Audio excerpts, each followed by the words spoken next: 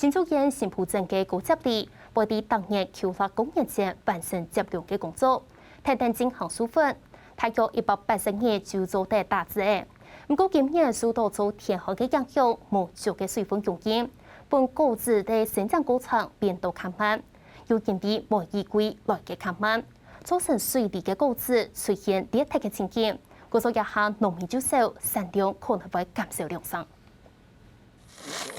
新埔鎮中林部路到里農橋下打開台嘅過後，就看到東閘埔嘅水里，里農講今年1年到5年都冇買到水，天時變得好糟。為到本里樹做得食到水，里農都係手好把水調過灌溉來啉，唔過今日嘅水唔辣，還係影響果子嘅生長。啲蜜雪梨啊，嗬，是下漲風水跟環境啊，嗬，是影響到咧啊成績咁啲。因為欠水啊，1升到2升哦，啊，咁樣啊。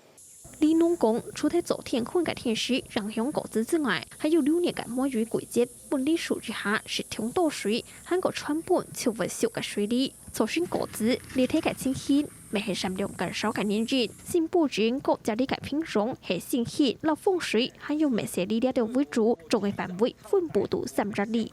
新埔嘅水里啊，目前係農民種嘅哈。差不多有60甲啊，南偏里、北偏里最多，還有早門也有種多少啦。新埔鎮公所講，頭擺當年都係農會第3年交流中心盤水里文化節發通，聽說里農來買水里，不過今年受到疫情影響，所以發通取消。為到本消費者就得來買水里，室外大田發門鎮公所再係農會，就做得得到里農嘅資訊，韓國貼價來買好品質嘅新埔水里。下個新聞王維亞先做報道。